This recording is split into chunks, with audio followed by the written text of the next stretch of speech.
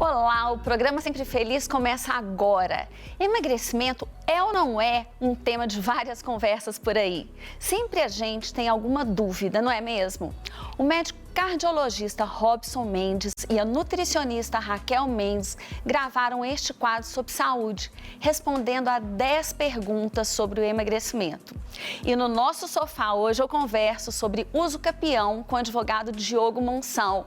Ei, Diogo, como é que você tá? Tudo bem? Joia com você. Muito feliz de ter a sua participação aqui. Eu tenho certeza que muitas pessoas têm dúvida sobre esse assunto e a gente vai estar desvendando algumas dúvidas lado a lado. Me aguarde aí, sim, que eu já volto. Porque na cozinha a gente tem uma receita de costelinha com rapadura e um risoto de Ora Pronobis. É assim que fala? É isso mesmo, Ora Pronobis. É uma planta mineira. Em muitos lugares no Brasil trata como punk, que é uma planta alimentícia não convencional, mas em Minas Gerais ela está nos nossos quintais, no nosso dia a dia, há muito tempo, né? Desde sempre na história da cozinha mineira. Então a gente vai fazer um risoto de Ora Pronobis, acompanhado de uma costelinha com rapadura. Gente, essa é a Fernanda Fonseca, para quem não conhece, uma grande chefe. E se vocês gostaram disso, prepara. Fique comigo, porque eu Sempre Feliz já está no ar.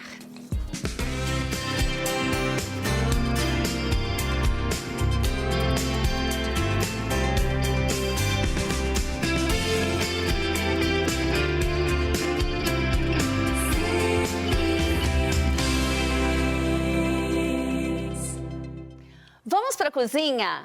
Agora com uma costelinha de dar água na boca. Mas antes, roda a vinheta.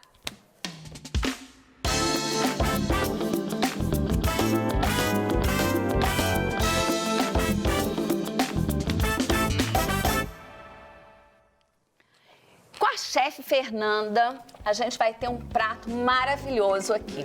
Fernanda, me conta tudo a respeito desse prato. Vamos lá, a gente vai fazer um risoto, né, de Ora Pronobis, que vai ser, eu já fiz aqui, cozinhei um pouco, fiz um pré-preparo aqui do risoto, do arroz de risoto, que é um arroz arbóreo, que a gente usa especialmente para fazer o risoto. Então, a gente vai fazer, né, eu vou preparar com queijo, não uso parmesão, eu sempre trabalho e vou focar nos ingredientes de Minas Gerais, nos ingredientes mineiros, né, para valorizar cada vez mais a cozinha mineira. Então, eu uso o queijo canastra meia cura, né, para a gente finalizar o risoto, e vou fazer uma costelinha com rapadura. Então, a rapadura, o que eu faço? Ela tá aqui, eu já trouxe ela pronta, com um pouquinho de pimenta rosa. E a gente faz ela, derrete a rapadura aqui, a gente parte ela o menor possível e cobre só com água. E deixa ela ali reduzir. Então, vamos começar. Vamos lá.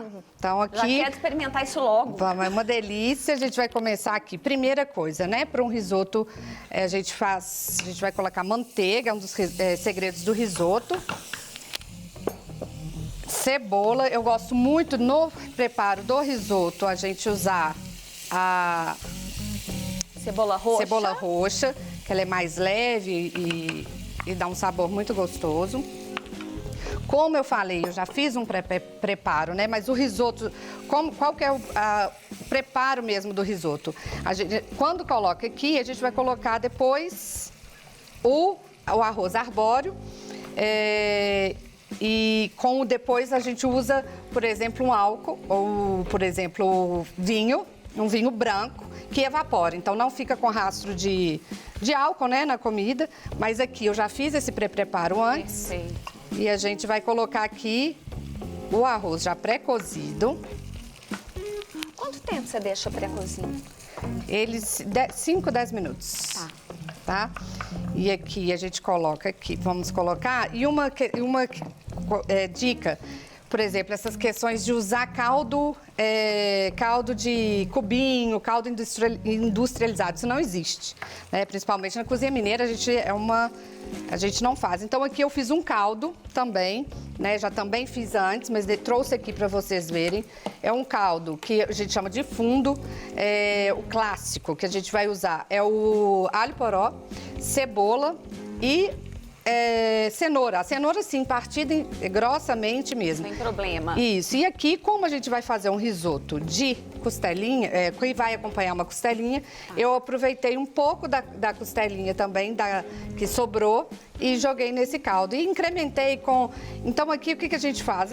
A casca da cebola, picou uma cenoura e coloca aqui, e a gente vai fazendo um caldo natural, sem conservante, sem química, e para dar mais sabor. Nunca usar um risoto, por exemplo, água, que a gente vai tirando o sabor, enquanto com um fundo desse aqui, por exemplo, a gente vai dar mais gosto, mais sabor para o prato. Gente, presta atenção numa verdadeira cozinha mineira. Isso sim é cozinha mineira, até porque eu sei que você é uma das defensoras, você leva a nossa cultura para todo mundo, não é isso? Sim, eu sou tradicionalmente nasci dentro da cozinha, que é o brinco, e acabei especializando mesmo, não tinha como sair da cozinha mineira. Então, eu trabalho reforçando num projeto que a gente tem de tornar a cozinha mineira um patrimônio imaterial do Brasil. Então, nós estamos nessa luta, nesse trabalho, e a gente viaja, participa de eventos diversos, levando essa cozinha que para muitas pessoas parece simples, né? Porque está no nosso dia a dia, mas não é simples, não tem técnica, nós temos muitas técnicas na cozinha mineira, né?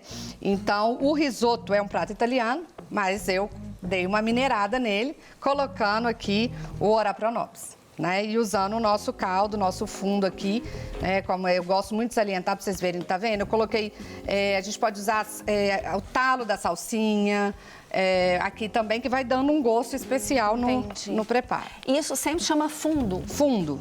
Tecnicamente, fundo é um caldo de legumes. Para um risoto de carne, pode usar um caldo de carne. Então, a gente está sem usar aqueles de tablete, que eu gosto de frisar. Jamais. Tá cortado. Tá cortado, tá proibido. Cortado. Tá bom. Vó não deixa usar jamais. Comida de vó é comida de afeto, né? Então, eu gosto muito de falar que a minha cozinha é uma cozinha de memória afetiva, uma cozinha que aconchega, sabe? Quente, calor humano, amor. Eu tô vendo que você trouxe a famosa panela de pedra. Pois é, e essa é uma panela de pedra bem específica para o risoto. Eu ganhei de aniversário uma vez e uso ela, e é de ferro também. Né? Então, aqui, enquanto o risoto vai ficar aqui, é bom, gente, deixar ele torrar bastante, mas a técnica principal do risoto é não usar creme de leite, não é isso, né? Aí ele fica cremosinho, ele vai soltando, é de mexer. A gente vai mexer, a gente vai mexer, vai mexer, vai mexer. E aí a gente vai começar agora, como eu falei, eu já usei o vinho antes, para preparar, né, no pré-preparo, já evaporou, e agora a gente começa a acrescentar o fundo. Eu tô achando que é importante falar fundo. Fundo, né? E aí a gente tenta, pode, né, peneirar. E aqui, vocês verem que ele tá mais escuro, porque ele tem um pouco de caldo da costelinha que eu fiz antes, para dar mais sabor ainda ao prato. Então a gente coloca, geralmente, uma concha, 2 conchas, vai mexer bastante. E o cheiro só vai... Delícia, né? Nó, muito bom. Na hora que a gente coloca ora pro nobis, então... De onde vem esse nome? Ora pro nobis, ele geralmente dava nas cercas de igrejas, né, nas casas das pessoas, e ele faziam cercas vivas, geralmente, nos quintais das nossas casas do interior. E aí virou o ora pro nobis, que é orai por nós. Então, ele é uma... E a gente usa, né, fala também que é uma planta, além de ser uma das plantas verdes, né, que a gente fala, a que tem mais ferro e é das mais saudáveis hoje no combate à anemia, combate a várias doenças, que o ora pro nobis é muito, muito, muito saudável. A gente pode usar o ora pro nobis, e eu falo que é uma planta extremamente versátil. A gente pode usar, por exemplo, adoro fazer... omelete com ora pro nobis, suco de ora pro nobis, o ora pro nobis puro, né? Eu vou pegar vou mostrar a plantinha para vocês, na salada cru, com um pouquinho de limão, junto com alface. Então, é uma planta que realmente deve estar no nosso dia a dia. E prática, pelo que estamos falando. Você pode fazer até um suco? Suco. E uma delícia, substituir de repente na couve, o suco verde da couve, usar o ora pro nobis. Olha que dica legal. Que vai ter ainda mais nutrientes. Então, vocês estão vendo aqui, né, gente? A gente mexe mesmo muito. É ele que vai saindo o amido aqui do arroz. Né, vocês veem a cebolinha já tá aqui. Não, o pessoal que tá em casa, presta atenção nessa dica que eu nunca soube. A cremosidade não vem do creme de leite, de outras coisas. Vem exatamente de você tá mexendo sem parar o risoto, correto? Exatamente, corretíssimo. E ele que vai dar... E a manteiga ela é mais para dar um brilho no final, mais estético do que a própria cremosidade. Então, é a técnica mesmo do risoto. Então, ele dói o braço mesmo da gente de ficar mexendo. Você quer que eu vá mexendo para você ir adiantando? Eu quero. Nossa, que honra. Que coisa mais... Por favor. Ó, e aqui... uma verdadeira panela aqui, ó. E aqui eu vou fazer na panela de ferro também, que eu gosto muito de usar, como eu falei com vocês, né?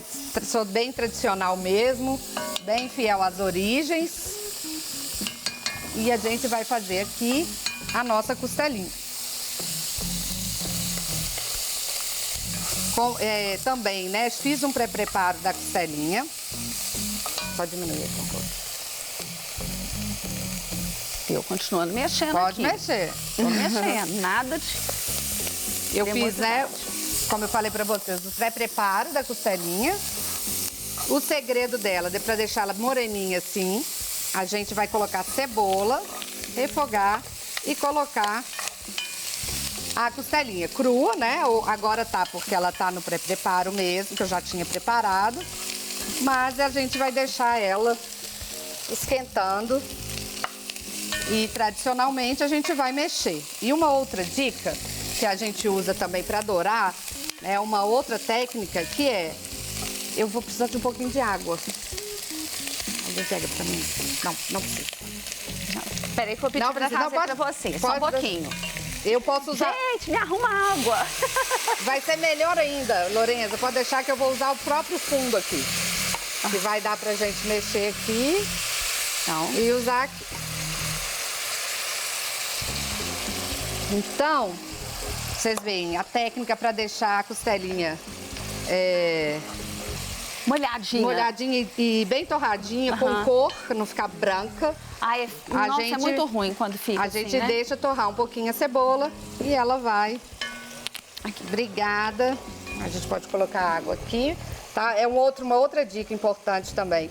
A gente ter água, né, e alimentando esse fundo, que ele vai, claro, evaporando. Então é bom pra gente evitar de usar realmente a água pura, tá? E aí, quando você olha isso, quando ele começar a engrossar demais também? Não, quando ele começa a reduzir mesmo, baixar de tamanho demais, a gente coloca mais um pouquinho de água, deixa ferver.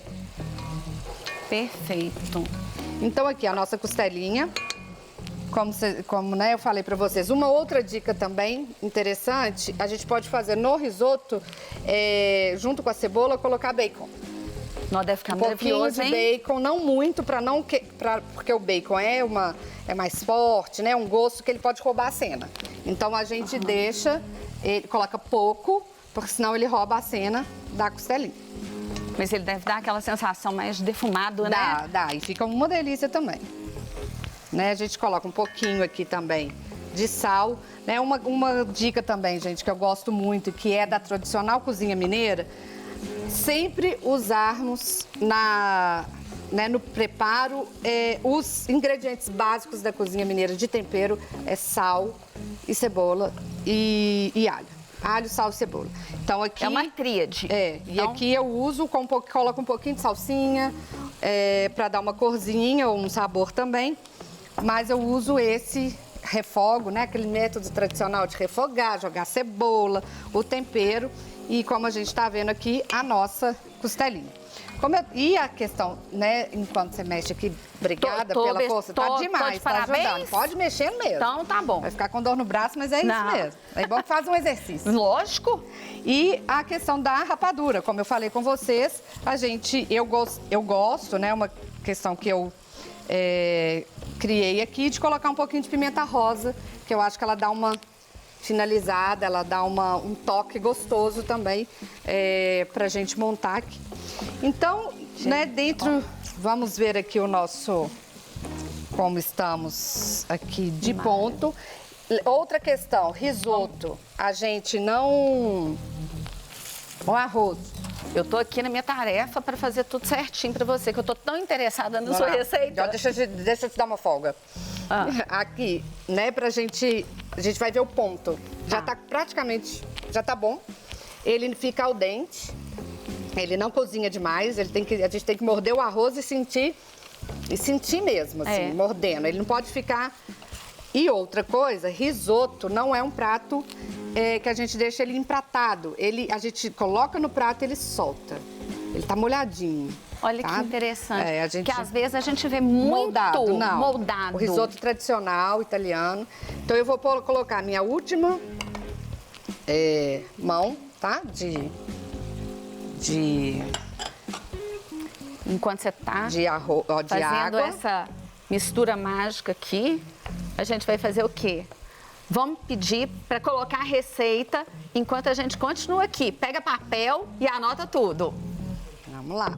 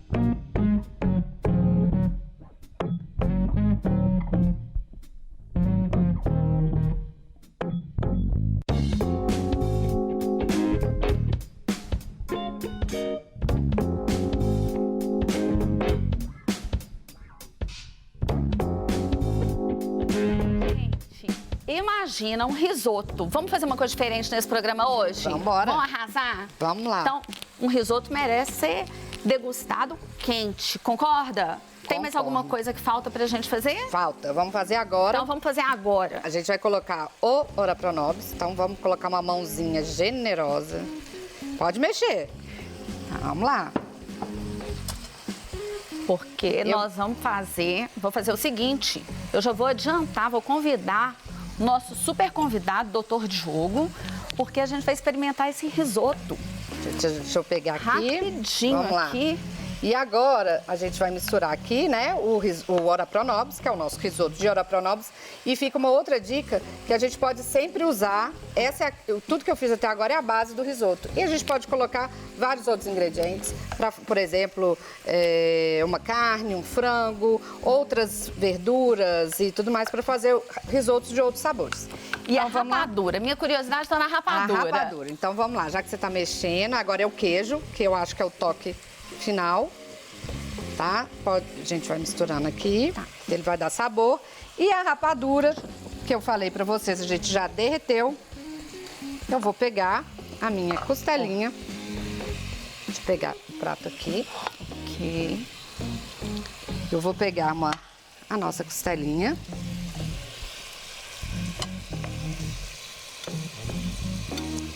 Quem quiser ela mais torradinha, pode fritar ela um pouquinho, colocar. E vamos agora na nossa rapadura, na redução de rapadura, como eu tinha te falado, né? A gente faz aquela redução, nós vamos vir aqui e colocar em cima da rapadura. Nossa, que prato bonito. Em cima da costelinha. Desculpa. Então a gente coloca aqui e agora, como vamos servir a mesa... Bom, a gente vai fazer o seguinte, a gente vai servir, mas isso vai ser no próximo bloco. A gente vai rapidinho para o intervalo, mas a gente volta já e de preferência aproveitando esse prato maravilhoso ao lado do nosso convidado, Diogo. Estamos de volta e hoje vamos experimentar esse prato incrível antes da nossa entrevista. Daqui a pouco eu vou falar com o advogado Diogo Monson sobre a questão de uso capião. Mas antes, a gente vai orar, experimentar essa maravilha. Senhor, muito obrigada por esse prato, muito obrigada por todas as pessoas que aqui trabalham, muito obrigada por todas as pessoas que estão assistindo. Nós queremos te agradecer imensamente por o Senhor ter essa bondade, esse amor infindável conosco. Nós te agradecemos e dizemos mais uma vez... O Senhor é bom e tua vontade é boa, perfeita e agradável. Em nome de Jesus, amém. A gente tem que aproveitar que está quentinho, depois a gente corre e vai fazer entrevista. Mas enquanto, vamos experimentar, né? Vamos experimentar. Vamos ver.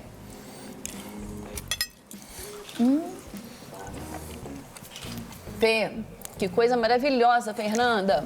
Que bom que vocês gostaram. Maravilhoso. O que você está achando? Excelente. Excelente? Pode comer. Pode comer. Ó, pode comer para você entrar na entrevista assim, preparado. De barriga cheia. De barriga cheia, né? Então aproveita que tá maravilhoso. Fernanda, deixa o seu Instagram pra gente. Então, eu vou deixar dois, né, Instagram. Como eu falei, do nosso restaurante em Tiradentes, um restaurante que tem 52 anos de história. O primeiro restaurante voltado para turista na cidade, o restaurante mais antigo é o Restaurante Padre Toledo, @Restaurante Padre Toledo. E o meu pessoal também é o @fe.fonseca.mg, que a gente também dá dicas, várias dicas lá de gastronomia e trabalhamos aí, como eu falei, com a valorização da cozinha mineira. Não, tá maravilhoso. Mas depois de comer essa delícia, gente, porque tá muito bom, eu vou falar de emagrecimento com o Dr. Robson e com a Raquel. Eles vão dar 10 respostas sobre emagrecimento. Então, aguarda aí, assiste o VT.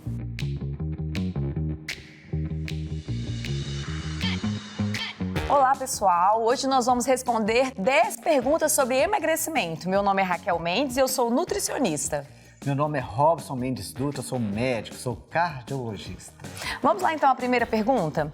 Por que comer carboidrato em excesso pode levar ao diabetes tipo 2? Bom, nós sabemos que o carboidrato ele é glicose, não é? Ele é açúcar.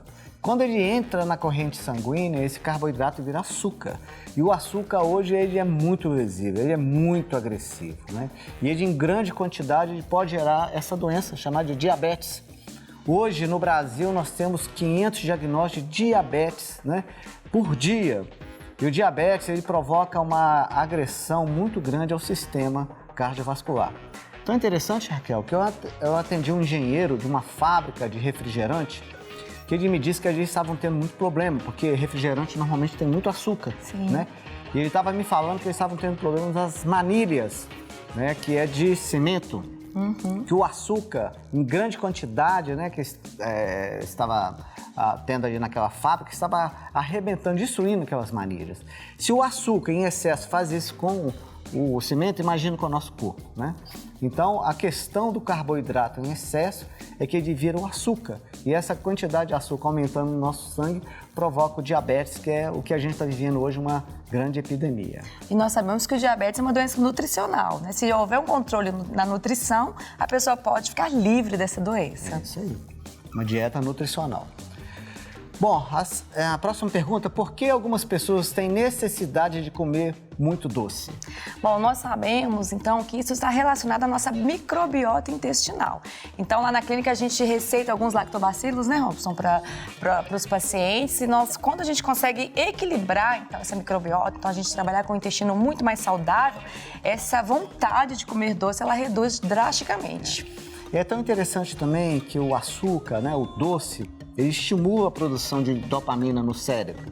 E o cérebro tem uma área de recompensa. Então, por isso que o alimento está ligado à parte emocional.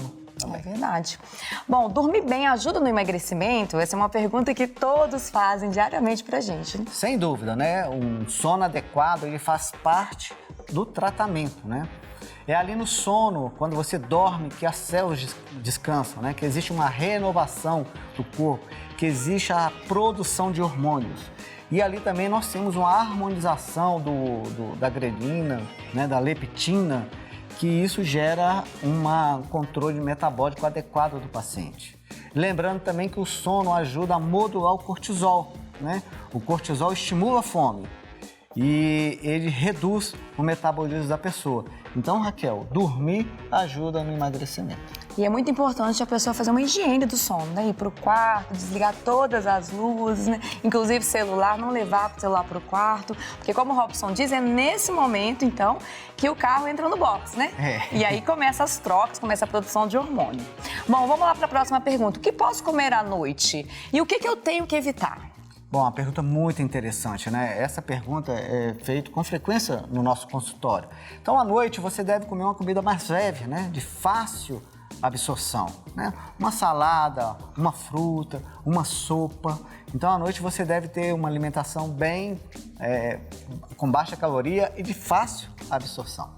É porque no momento da noite, inclusive, né, Robson, os hormônios, né, da digestão, eles vão começar a entrar em declínio, né, para que o hormônio, então, do sono, a melatonina, comece a aumentar. Então, às vezes, a pessoa come de uma forma inadequada à noite e aí ela acaba tendo uma inversão aí nesses hormônios. Então, a alimentação é essencial, você escolher certo.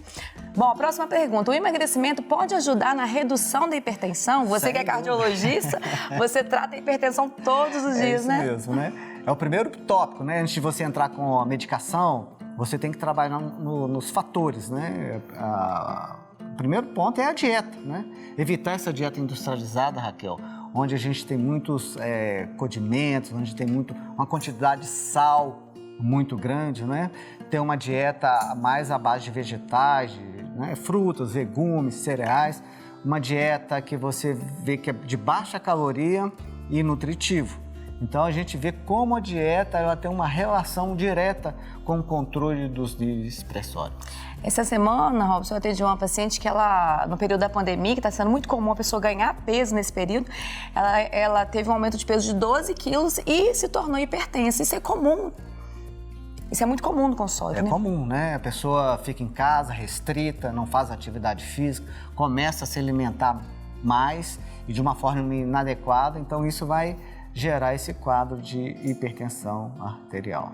Mas a gente tem uma boa notícia para você. O Robson sempre comenta que o paciente que ele começa a fazer atividade física, então ele ganhou peso, começa a fazer atividade física, começa a perder peso, esses níveis, acontece o quê?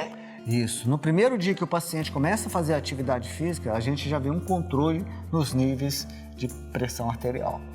E a hipertensão, gente, ela é uma epidemia também junto com a diabetes. Então, e o perigo, porque a hipertensão é uma doença silenciosa. Muitas vezes ela não dá os sinais de uma doença comum. Então, você tem que ir ao cardiologista, você tem que procurar fazer um check-up, pelo menos um check-up anual, para você ver como é que está, então, o seu nível aí pressórico.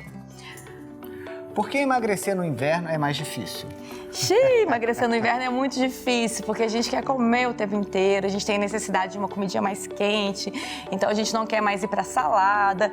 E aí é o momento de você, então, investir nas sopas, né? Então tem muita sopa aí de baixo teor calórico que pode te ajudar muito a perder peso de uma forma significativa e evitar essas guloseimas que a gente tem vontade no período aí do frio. Por que acontece? A pessoa se alimenta mais e quase não faz atividade física, né? Vai ficar mais em casa, né? Restrita. Então, com isso, pode realmente aumentar o ganho de peso. Olha, gente, nós fazemos atividade física todos os dias às 6 da manhã. Então, se tiver muito frio, se tiver muito calor, a gente está lá fazendo. Então, a gente recomenda isso aí para você também. Independente do frio ou independente do calor, tem que colocar isso como disciplina. A atividade física é fundamental para quem quer ter uma boa saúde. Olha que pergunta interessante. Como perder gordura e ganhar massa muscular? Bom, essa pergunta, ela é o que as pessoas fazem todos os dias no consultório. Então, o primeiro momento é você fazer uma bioimpedância para você verificar realmente qual que é o seu percentual de gordura e qual que é o seu percentual de massa muscular, para a gente conseguir inverter isso. Então, a gente precisa reduzir essa gordura e tem uma gordura muito difícil de perder, né, Robson? Que é a gordura visceral, né? É a gordura que a maior parte das pessoas com sobrepeso estão. Então, tem que reduzir essa gordura visceral e o ganho de massa muscular, ele vai ser feito através da academia. Então, eu sempre falo para as pessoas, é fazer cara feia mesmo na hora que estiver lá fazendo a sua malhação. Não adianta ir para academia e ficar conversando com a pessoa ao lado. Eu falo sempre para as pessoas, se estiver conversando é porque o exercício não está fazendo efeito. Então, quem pode deve procurar um personal, deve procurar fazer um exercício orientado e lembrar sempre que toda vez que você iniciar uma atividade física, tem que ter uma consulta médica antes, né, Robson? Isso é muito importante. Isso é fundamental, né? Antes de você começar uma atividade física, você precisa fazer um check-up cardiológico. Como a Raquel abordou aqui agora, a hipertensão arterial é uma doença silenciosa. Essas doenças do sistema cardiovascular, às vezes, elas não se manifestam, né? Só durante um exame, uma avaliação médica mais aprofundada, a gente tem uma chance grande de detectar alguma alteração no sistema cardiovascular. A próxima pergunta é muito interessante, né, Raquel? Quais são os principais tipos de dieta? Bom, os principais tipos de dieta é a dieta da lua, é a dieta do sol, é a dieta do limão. Tô brincando, não são essas dietas que são as principais dietas. Nós temos que entender que existem vários tipos de dieta, personalidade para o seu biotipo. Então, nós temos uma dieta muito comum, muito praticada pelas pessoas. As pessoas têm muita dúvida, chegam no consultório já querendo conhecer um pouco mais dessa dieta, que é uma dieta low carb, é uma dieta que ela tem um baixo teor de carboidrato, mas ela não é uma dieta restrita de carboidrato. Nós temos, por exemplo, a dieta cetogênica. A dieta cetogênica ela é muito utilizada, principalmente em pacientes portadores de alguma doença neurodegenerativa. Então, é uma doença que ela tem um percentual assim baixíssimo, até 15% da dieta ela tem carboidrato. É uma dieta que ela está baseada mais em gorduras de boa qualidade. Então, é uma dieta onde a gente abusa um pouquinho aí, por exemplo, do abacate, das oleaginosas. Existe uma dieta que a gente gosta muito de praticar lá no nosso consultório, que é uma dieta onde a gente retira a proteína por uma semana. Então, nesse momento, a gente está dando um descanso aí para o fígado, então a gente consegue trabalhar um pouco mais o paciente.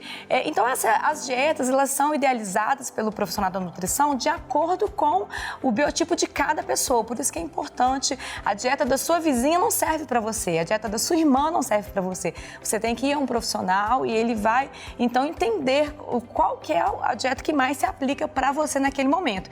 E é interessante a gente ir mudando essas estratégias, porque o corpo ele vai se adaptando às estratégias. Então, mudar de tempos em tempos é muito importante. Por exemplo, lá na clínica, eu gosto de praticar muito um tipo de dieta que ela é baseada uma dieta baseada na biogênese mitocondrial, onde a gente consegue fazer com que o organismo ele vá mudando de tempo em tempo. Então, a gente utiliza um dia, por exemplo, o jejum, outro dia uma dieta cetogênica, outro dia uma low carb, outro dia uma dieta mais food maps, uma dieta mais baseada em frutas, legumes e verduras. E aí a gente vai ativando, então, uma estratégia para ativar, então, a biogênese mitocondrial, que é muito importante. Até explica para o pessoal um pouquinho, Robson, o que está relacionado à mitocôndria. A gente sabe que a mitocôndria é a usina da célula, né? Produção de energia. É muito interessante isso que a Raquel falou, que quando a gente dá um tranco, né, no corpo, né, quando a gente muda a dieta, o horário também é importante, né? O corpo ele reage a esse desconforto. Nós temos então a casa de máquinas da célula, que é a mitocôndria, ali que existe a produção de oxigênio, que é o nosso principal nutriente. Então, diante da dieta, que você faz uma cetogênica, uma low carb, né? Quando você muda um pouco, aquela casa de máquinas começa a produzir mais energia, mais oxigênio, uma forma de se defender. E Raquel, eu queria falar também de um filme que nós assistimos, que eu acho que foi muito bacana, né? Tudo pelo meu filho, Foi muito Nós legal. queremos indicar que ali nesse filme, é baseado em fatos reais, ele mostra o poder da dieta sobre uma doença grave, né? Então nós queremos indicar para você assistir e aprender um pouco da influência da dieta na doença. Esse filme está disponível no YouTube, gente. Muito interessante. Comer de 3 em 3 horas ajuda no emagrecimento? Isso é mito. Nós sabemos que isso é mito. Por quê? Comer de 3 em 3 horas, o que vai acontecer? Vai ativar o tempo inteiro o seu pâncreas na produção da insulina. Nós sabemos que a insulina é um hormônio que é produzido pelo pâncreas e ele tem um grande objetivo, que é ir na sua corrente sanguínea e retirar a glicose do sangue e levar para a célula. Então, quando você fica comendo de 3 em 3 horas, você não dá descanso para o pâncreas. Então, é muito importante você comer quando você tiver fome e você realmente escolher certo o que você vai comer. Então, essa questão de que eu tenho que comer de 3 em 3 horas para ativar o meu metabolismo, isso aí é mito, isso aí não é verdade. O ideal é que você passe até um período, tenha uma restrição maior calórica, passe um período maior sem ingerir alguns alimentos para te ajudar, inclusive, no emagrecimento. O grande problema hoje que a gente vê é a hiperinsulinemia, né? Como a Raquel abordou agora o tema. Se você comer de 3 em 3 horas, você não dá descanso para o seu pâncreas, né? Ele fica trabalhando de um jeito assim muito intenso, né? Você provoca um estresse pancreático. E com isso você pode ir lesando as suas células beta, que é a célula que produz insulina. Então é interessante você ter uma estratégia orientada por um profissional quanto à sua dieta. Jejum é uma boa estratégia para emagrecer? Jejum é uma excelente estratégia. O jejum ele é praticado por todas as religiões há muitos e muitos anos. Então daí a gente vê que é uma excelente opção não só para o emagrecimento, mas o jejum ele desintoxica as células. Então é claro que você deve fazer um jejum de uma forma orientada. Então você que tem diabetes ou você que é um hipertenso, você tem alguma doença já crônica, tem que ser algo orientado para te ajudar. Mas o jejum sim é sim uma excelente estratégia. E existem vários tipos de jejum, várias janelas que você pode optar. Então, eu sempre oriento a pessoa a começar com um período menor, às vezes um jejum de 12 horas, depois ele passa para um de 16, depois um período maior de 18. Então, a gente tem que ir aos poucos, lembrando que tudo é o passo de cada vez. Não pode, como eu atendi uma paciente essa semana, que ela começou a fazer o tratamento e ela já ficou em jejum de 48 horas. Eu fiquei assim, não, eu não consigo fazer esse jejum. Então, a gente tem que ir aos poucos e devagar para a gente conseguir realmente atingir o objetivo de uma forma gradativa, para se tornar algo realmente que vai se concretizar na vida da pessoa, que se torne um estilo de vida e não algo da moda. E é tão interessante que nós observamos lá na clínica que a gente atende muitos pastores, né? E pastor normalmente faz muito jejum. Uhum. E quando a gente vai fazer a avaliação assim, do fígado, né? Vai ver os metais pesados, ele por causa do jejum que ele faz de forma regular, faz um detox no corpo, faz uma limpeza, natural, né? Então isso nos chamou a atenção, né? A gente viu aí como que o jejum é importante na saúde da pessoa. Bom, gente, terminamos então de responder as perguntas, mas pode mandar outras perguntas através do nosso Instagram, DR Robson e Raquel. Nos chama lá pelo nosso telefone que vai aparecer aí na tela para você. E se você tiver mais perguntas, mande pra gente responder. E só quero finalizar te fazendo um convite. Nós vamos lançar agora em agosto um grupo de emagrecimento. Então, pessoas que querem, que têm esse objetivo de perder peso. Então, se você tem interesse, entre em contato com a gente através do Instagram e a gente vai colocar você nesse grupo. Então, até a próxima. Mande suas perguntas aqui pra gente. Obrigada, Robson e Raquel. Amei as dicas, principalmente depois de comer um prato maravilhoso daquele. Eu precisava de dica de como emagrecer. Foi maravilhoso. Agora a gente vai falar direto sobre um tema que é uso capião, com o advogado Diogo Monção. E aí, Diogo, me fala. Boa tarde, tudo bem? como é que foi o prato? Foi maravilhoso, não foi? Uma delícia. Dá vontade de repetir? Como? Eu tive. E como? Eu tive. Eu Depois também. a gente dá um jeitinho. Come mais um pouco? Lógico, maravilhoso. Depois tem as dicas que a gente aprendeu de emagrecer, a gente anda na dieta. Mas eu quero saber o que é o famoso uso capião. Vamos lá, minha amiga. Vamos tentar desmistificar um pouco essa questão de uso capião. O uso capião nada mais que é uma tentativa de regularização imobiliária através do tempo que você fica no imóvel, né? Mas essa questão de uso capião, ela está tão enraizada na cabeça do mineiro que qualquer tipo de problema que ela tem do imóvel dela, o primeiro remédio processual que ela lembra é do uso capião. E eu estou tentando desmistificar essa questão da uso capião, no sentido de apresentar outras propostas e outras alternativas a não ser o uso capião. Então, por exemplo, está aí na pauta, Lorenza, a questão de adjudicação compulsória. A adjudicação compulsória é um remédio processual desde 1937, desde a época de Getúlio Vargas, que está aí posto para as pessoas que compraram um imóvel. Não, mas espera aí só um pouquinho. Deixa eu entender que isso é muito importante, eu quero aprender tudo. Vamos lá. Então, me fala a diferença, primeiro, do uso capião para a questão da adjudicação. Olha só esse nome. Adjudicação compulsória. Né? Adjudicação compulsória... Não, mas primeiro eu quero saber o que é o uso capião. O uso capião é um remédio processual que você consegue ser proprietário do imóvel quando você demonstra a posse através de alguns anos, né? Então, por exemplo, tem a diferença de rural e urbano. Se você está naquele imóvel, por exemplo, 10 anos e consegue provar para o juiz que você está ali como proprietário de fato daquele imóvel, tem a posse dele, por exemplo, por 10 anos, você passa a ser dono dele de fato, ou seja, você consegue, através de uma medida judicial, que o juiz te passe o registro daquele imóvel. Agora você está entendendo que a uso capião é o tempo que te faz ser dono, diferentemente da adjudicação compulsória, que você passa a ser dono a partir do momento que você compra um imóvel, ou seja, você tem um contrato de compra e venda. E aí as pessoas, elas confundem muito, Lourenço.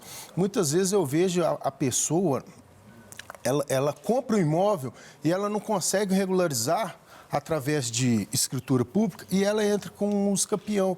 E eu venho tentando desmistificar essa história. Se você compra um imóvel, não tem necessidade de você entrar com a uso capião. Você pode entrar com essa adjudicação compulsória. Você está discutindo o contrato de compra e venda judicialmente. Diferente da uso capião, que você discute o tempo que você está naquele imóvel. A adjudicação compulsória ela é uma ação mais fácil e mais séria. Por quê? O juiz ele vai assinar no lugar do vendedor. Às vezes você não consegue achar o vendedor daquele imóvel porque ele está em lugar incerto, não sabido, às vezes porque ele já faleceu. E muitas vezes porque ele está agindo de má fé e ele não quer assinar a escritura pública para você.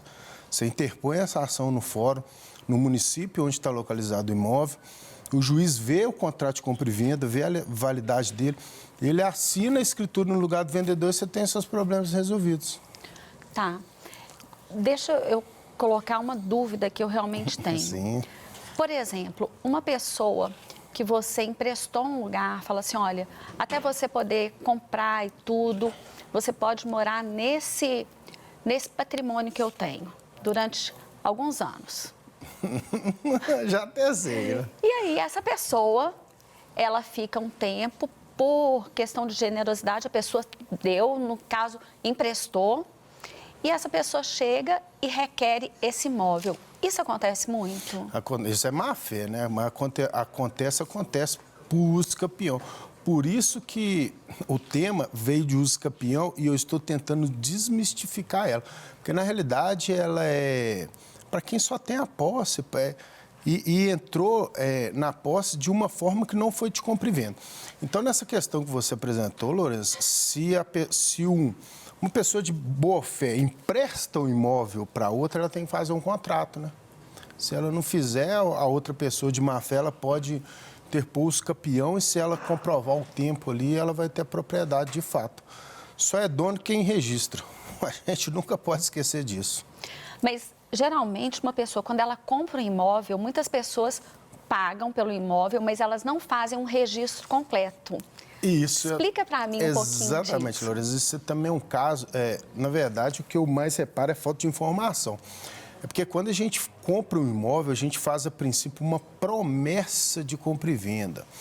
A gente pega essa promessa de compra e venda, leva no cartório de registro de notas e faz a escritura pública. O que é a escritura pública? É tornar o seu contrato de compra e venda público, para falar para todo mundo que você está comprando aquele imóvel. E o comprador acha que terminou aí. Não, ele tem que pegar essa escritura pública e averbar ela no cartório de registro de imóvel. Ou seja, você tem que pegar a escritura pública lá no cartório de nota e pegar o seu carro e ir lá no cartório de registro de imóvel. Tá vendo que é um segundo cartório? Chegar e falar assim, averba. Aí você está demonstrando que você comprou esse imóvel. E aí sim você vai ter o registro daquele patrimônio, daquela propriedade, Lourenço. Quanto tempo, em média, leva uma ação de adjudicação? Nossa, esse nome é difícil. Olha, você vai ter que me dar aula disso. Né? E uma de usucapião. Pois é exatamente por isso o meu objetivo da desmistificação do usucapião. A usucapião ela é uma ação mais demorada, porque a gente tem que intimar a União, Estado e Município. A gente também tem que intimar os 3 vizinhos confrontantes e muitas vezes o posseiro ali, ele briga com os vizinhos. Tem que juntar a planta baixa do imóvel, tem que juntar medição de topógrafo e foto aérea. Então, geralmente, uma usucapião ela dura no mínimo 10 anos. Diferentemente da adjudicação compulsória, que você discute só o contrato, só a assinatura do vendedor e a validade daquele contrato, mais ou menos, principalmente aqui na comarca de Belo Horizonte, está durando em média 1 ano. Por isso que quando as pessoas me procuram, eu falo assim, não tem necessidade de você interpor a usucapião, porque ela é uma ação mais demorada e muito mais burocrática. Tem um remédio processual aqui de 1937, de Getúlio Vargas, te dando uma benesse, ou seja, discute só o contrato, o juiz vai ver a validade, manda a sentença para o cartório de registro de imóvel, averba e você é dono. E resolveu o seu problema em mais ou menos 1 ano. E sem as burocracias como se diz, e problemáticas da usucapião, Lorenzo. Muito interessante isso, porque você querendo ou não, você tem uma opção melhor. Mas é isso que eu falo muito para as pessoas, e principalmente quando eu sou convidado aqui na rádio, que está sendo quase que cotidianamente.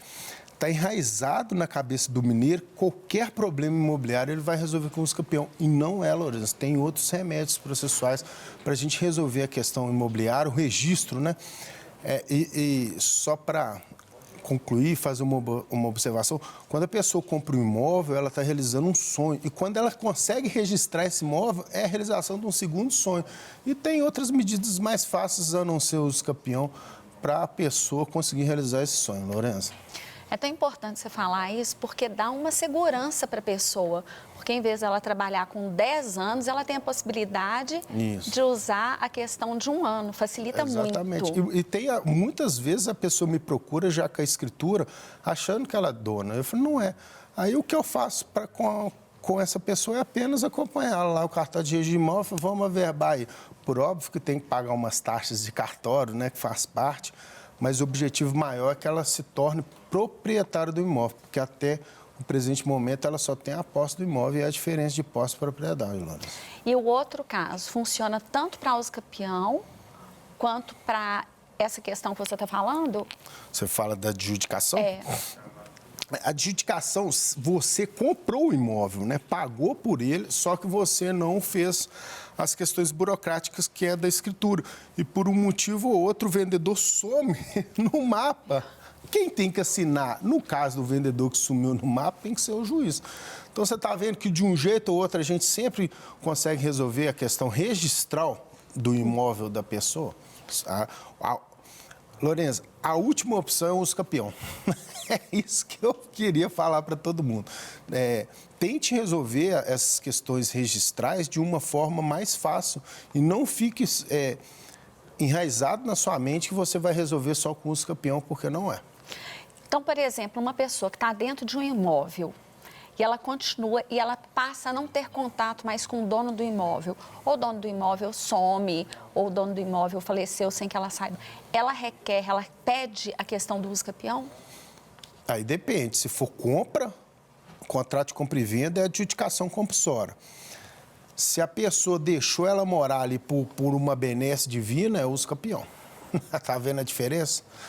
Quando a pessoa compra o imóvel, esquece o uso capião. Quando ela entrou para o imóvel de outras formas, é uso capião.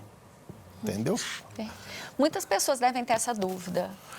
Tem, mas é por isso que eu falo que se a pessoa comprou o imóvel, não tem o porquê ela entrar com uso capião, porque ela tem um comprovante ali que ela comprou, fez um contrato de compra e venda, geralmente é aquele contratinho de gaveta, né? Que o comprador, ele compra o imóvel e muitas vezes ele fala assim com o vendedor, ó, eu tô com as minhas despesas aqui, é só para te pagar, me dá mais um tempo para eu me capitalizar, para depois fazer a escritura pública, verbar e pagar os impostos também, porque tem ITBI. E nesse meio tempo, né, que ela vai protelando, aí acontece do vendedor estar em lugar certo não sabido, vir a faltar e muitas vezes agir de má fé mesmo, não querer assinar a escritura pública. Remédio cabível à adjudicação, Lorenza. Eu sei que várias pessoas fazem muitas perguntas para você, tiram dúvidas. Qual é a pergunta que mais te fazem? É a questão do tempo. E eu fico até um pouco impressionado porque... As pessoas elas não resolvem os problemas dela em tempo hábil. Depois vão procurar um advogado e quer que o advogado resolva em tempo hábil, mas infelizmente não está só nas mãos do advogado. Porque quando a gente distribui a ação, depende, né, da vara, depende do juiz, depende de outras pessoas ali que atuam no processo. Então tem que ter um pouquinho de paciência, né? Paciência e eu falo que também uma proatividade, né? Se você fala, o advogado orienta, olha, você precisa correr atrás desses documentos, a pessoa tem que fazer a sua parte. Tem que fazer a sua parte.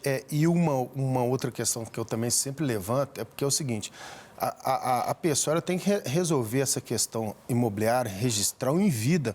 Eu acho que ela não deveria deixar esses problemas para os seus herdeiros, para a sua prole. Porque o herdeiro ele já tem que sofrer, né, pela falta do ente querido e ainda tem que sofrer para resolver um problema que o seu pai e sua mãe deveriam ter resolvido em vida. Olha, isso é uma dica fundamental. Eu sempre pensei assim. Diogo, eu queria muito te agradecer. Muito mesmo, porque foi esclarecedor para mim. Eu tenho certeza que para várias pessoas. Agora, deixa seu Instagram pra gente. É mvt@mvtassessoriajurídica.com. Inclusive, lá tem vários vídeos meus aqui com o Giovanni Gandra, com o Pedro, o Michele e o Rods também, pessoas extremamente especiais. Lorenzo, muito obrigado pelo convite. Eu que agradeço. Diogo, foi uma alegria estar com você. Principalmente porque, além de tirar dúvidas, nós somos companheiros de um prato maravilhoso. Maravilha, magnífico. A gente ainda volta e vai repetir, me aguarde. Mas, infelizmente, gente, o Sempre Feliz fica por aqui. Então, até o próximo programa, se Deus quiser. Um beijo.